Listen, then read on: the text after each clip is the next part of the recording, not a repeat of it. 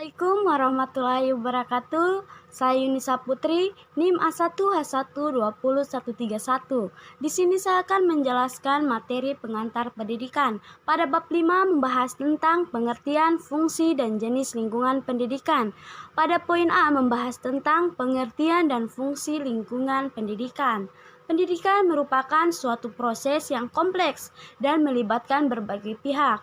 Fungsi lingkungan pendidikan adalah membantu peserta didik dalam berinteraksi dengan berbagai lingkungan sekitarnya seperti fisik, sosial, dan budaya, utamanya sebagai sumber daya pendidikan yang tersedia agar dapat dicapai tujuan pendidikan yang optimal. Pada poin B membahas tentang tripusat pendidikan. Tripusat pendidikan yang pertama adalah keluarga. Keluarga merupakan pengelompokan primer yang terdiri dari sejumlah kecil orang karena hubungan semenda dan sedarah.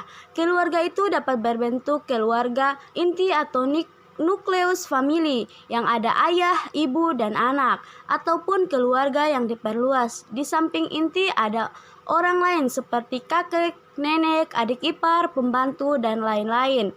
Fungsi dan peranan keluarga di samping pemerintah dan masyarakat dalam Dignas Indonesia tidak terbatas hanya pada pendidikan keluarga saja. Akan tetapi keluarga ikut serta dalam bertanggung jawab terhadap pendidikan yang lainnya. Yang kedua adalah sekolah.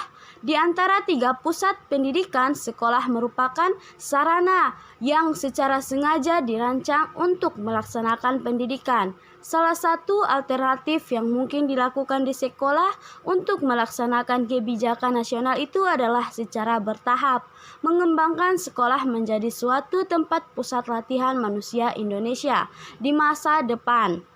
Yang ketiga adalah masyarakat. Kaitan antara masyarakat dan pendidikan dapat ditinjau dari segi masyarakat sebagai penyelenggara pendidikan, baik yang dilembagakan atau jalur sekolah dan jalur luar sekolah, maupun yang tidak dilembagakan atau jalur luar sekolah. Lembaga-lembaga kemasyarakatan atau kelompok sosial di masyarakat, baik langsung maupun tak langsung, ikut mempunyai peran dan fungsi yang edukatif. Selanjutnya adalah pengaruh timbal balik antara tripusat pendidikan terhadap perkembangan peserta didik. Perkembangan peserta didik seperti juga tumbuh kembang anak pada umumnya dipengaruhi oleh berbagai faktor, yakni hereditas, lingkungan, proses perkembangan, dan anugerah. Pada bab 6 membahas tentang aliran-aliran pendidikan. Aliran klasik dan gerakan baru dalam pendidikan. Yang pertama adalah aliran-aliran klasik dan dalam pendidikan dan pengaruh terhadap pemikiran pendidikan di Indonesia. Terdapat pada aliran empirisme. Aliran empirisme bertolak dari Lockean tradition yang mementingkan stimulasi eksternal dalam perkembangan manusia dan menyatakan bahwa perkembangan anak tergantung kepada lingkungan, sedangkan pembawaan tidak dipentingkan. Ada juga aliran nativisme. Aliran nativisme ini bertolak dari Leibnizian tradition yang menekankan kemampuan dalam diri anak sehingga faktor lingkungan termasuk faktor pendidikan kurang berpengaruh terhadap perkembangan anak. Ada juga aliran naturalisme, pemandangan yang ada persamaannya dengan nativisme adalah aliran naturalisme yang dipelopori oleh seorang filsuf Prancis, Jean Rousseau, yang berpendapat bahwa semua anak yang baru dilahirkan mempunyai pembawaan buruk. Ada juga aliran konvergensi. Aliran ini berpendapat bahwa seorang anak dilahirkan di dunia sudah disertai pembawaan, baik pembawaan buruk. Selain itu, ada pengaruh aliran klasik terhadap pemikiran dan praktek pendidikan di Indonesia. Aliran-aliran pendidik yang klasik mulai dikenal di Indonesia melalui upaya-upaya pendidikan, utamanya persekolahan dari penguasa penjajah Belanda dan disusul kemudian oleh orang-orang Indonesia yang belajar di negeri Belanda pada masa penjajahan. Yang kedua adalah gerakan baru, pendidikan dan pengaruh terhadap pelaksanaan di Indonesia. Yang pertama ada pengajaran alam sekitar. Gerakan pendidikan yang mendekatkan anak dengan sekitarnya adalah adalah gerakan pengajaran alam sekitar.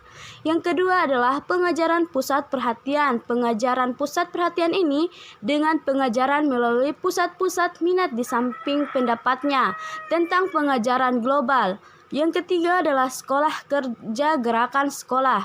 Kerja dapat dipandang sebagai titik kulminasi dari pandangan-pandangan yang mementingkan pendidikan keterampilan dalam pendidik. Yang keempat ada pengajaran proyek. Dalam pengajaran proyek, anak bebas menentukan pilihan terhadap pekerjaan.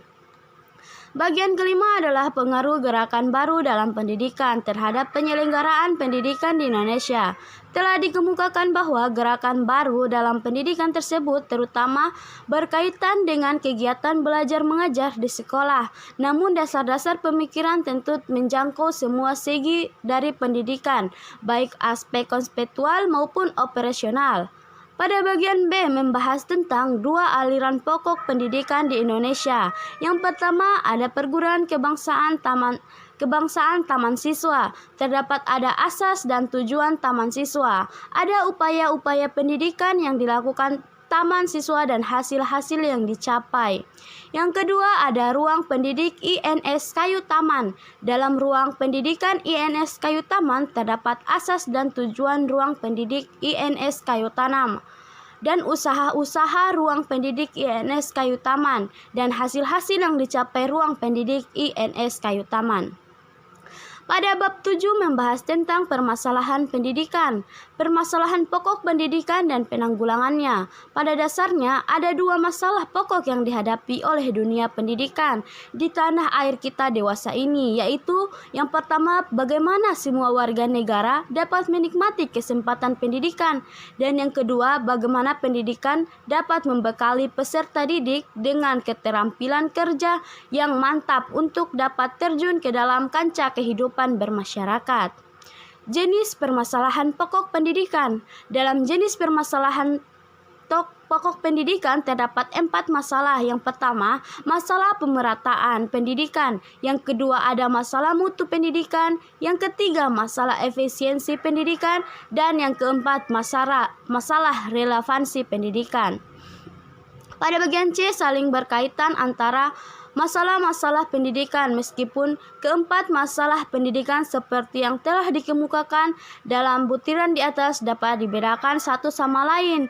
Namun dalam kenyataan pelaksanaan pendidikan di lapangan, masalah-masalah tersebut saling berkaitan. Selanjutnya, faktor-faktor yang mempengaruhi perkembangan masalah pendidikan.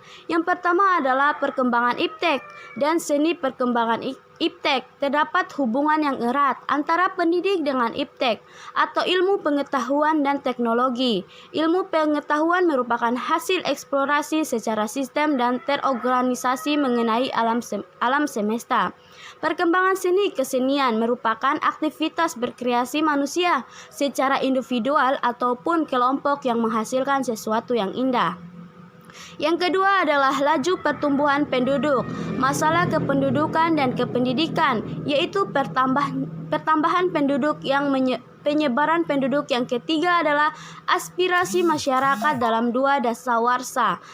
Terakhir ini aspirasi masyarakat dalam banyak hal meningkat, khususnya aspirasi terhadap pendidikan, hidup yang sehat, aspirasi terhadap pekerjaan Semuanya ini mempengaruhi peningkatan aspirasi terhadap pendidikan. Yang keempat, ada keterbelakangan budaya dan sarana kehidupan. Keterbelakangan budaya adalah suatu istilah yang diberikan oleh masyarakat kepada masyarakat lainnya, pendukung suatu budaya.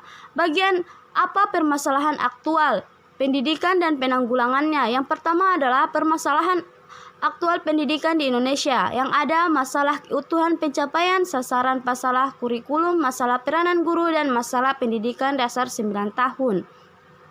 Yang kedua adalah upaya penanggulangan pendidikan efektif. Perlu ditingkatkan secara terprogram, tidak cukup berlangsung hanya secara insidental. Pendekatan keterampilan proses yang sudah disebarluaskan konsep perlu ditindaklanjuti dengan penyebaran buku-buku panduan kepada sekolah-sekolah. Pada bab 8 membahas tentang sistem pendidikan nasional. Pada poin A membahas tentang kelembagaan program dan pengelolaan pendidikan dalam kelembagaan pendidikan. Terdapat jalur pendidikan, jenjang pendidikan, dalam jenjang pendidikan, jalur pendidikan sekolah, jalur pendidikan luar sekolah, dan jenjang pendidikan. Terdapat jenjang pendidikan dasar, jenjang pendidikan menengah, dan jenjang pendidikan tinggi. Yang kedua adalah program pengelolaan pendidikan. Jenis program pendidikan terdapat pendidikan umum, pendidikan kejuruan, pendidikan luar biasa, pendidikan kedinasan, dan pendidikan keagamaan. Selanjutnya ada kurikulum. Program pendidikan terdapat kurikulum nasional, kurikulum muatan lokal, tujuan muatan lokal, cara mengaplikasikan muatan lokal ke dalam kurikulum, dan cara merancang pengajaran. Bagian B, upaya pembangunan pendidikan nasional. Yang pertama, jenis upaya pembaruan pendidikan. Ada pembaruan landasan yuridis, pembaruan kurikulum, pembaruan pola masa studi, dan pembaruan tenaga kependidikan. Yang kedua, ada dasar dan aspek legal pembangunan pendidikan nasional. Selanjutnya, pada bab 9 membahas tentang pendidikan dan pembangunan, membahas tentang esensi pendidikan dan pembangunan serta titik temunya. Seperti yang dinyatakan dalam GBHN, hakikat pembangunan adalah pembangunan manusia Indonesia yang dapat diartikan bahwa menjadi tujuan akhir pembangunan adalah manusia, yaitu dapat dipenuhi hajat hidup dan jasmani rohaninya. Bagian B adalah sumbangan pendidikan pada pembangunan. Sumbangan pendidikan terhadap pembangunan dapat dilihat pada beberapa sisi. Yang pertama ada dari beberapa segi. Yang pertama, segi sasaran pendidikan. Yang kedua, ada segi lingkungan dan lingkungan keluarga, lingkungan sekolah, lingkungan masyarakat. Yang ketiga, ada segi jenjang pendidikan dan segi pembidangan kerja atau sektor kehidupan. Bagian C membahas tentang pembangunan sistem pendidikan nasional. Yang pertama, mengapa sistem pendidikan harus dibangun? Setiap pendidikan selalu berurusan dengan manusia karena hanya manusia yang dapat dididik dan harus selalu dididik. Yang kedua, ada wujud pembangunan sistem pendidikan secara makro. Sistem pendidikan meliputi banyak aspek yang satu sama lain bertalian erat, yaitu yang pertama aspek filosofis dan keilmuan, yang kedua aspek yuridis dan perundang-undangan, yang ketiga struktur dan kurikulum yang meliputi materi, metodologi, dan pendekatan orientasi. Hubungan antara aspek-aspek filosofis, keilmuan, dan yuridis menjadi landasan bagi butiran-butiran lain karena memberikan arahan serta mewadahi butiran-butiran yang lainnya. Yang kedua, aspek filosofis dan keilmuan berupa penerapan tujuan nasional pendidikan dalam usaha mencapai tujuan yang telah dirumuskan oleh filsafat itu. Sistem pendidikan memerlukan tunjangan dari teori keilmuan. Yang ketiga, aspek yuridis, yaitu Undang-Undang Dasar 1945 sebagai landasan hukum pendidikan. Sifatnya relatif, tetapi hal ini dimungkinkan oleh karena Undang-Undang 1945 isinya ringkas sehingga sifatnya lugas. Yang selanjutnya, aspek struktur. Aspek struktur pembangunan sistem pendidikan berperan pada upaya pembenahan struktur pendidikan yang mencangkup jenjang dan jenis pendidikan. Dan yang terakhir adalah kurikulum. Aspek kurikulum adalah merupakan sarana pencapaian tujuan. Jika tujuan kurikuler berubah, maka kurikulum berubah. Pula perubahan dimaksud mungkin mengenai materi, orientasi, pendekatan, atau metodenya. Sekian dari saya. Wabillahi taufiq walhidayah. Wassalamualaikum warahmatullahi wabarakatuh.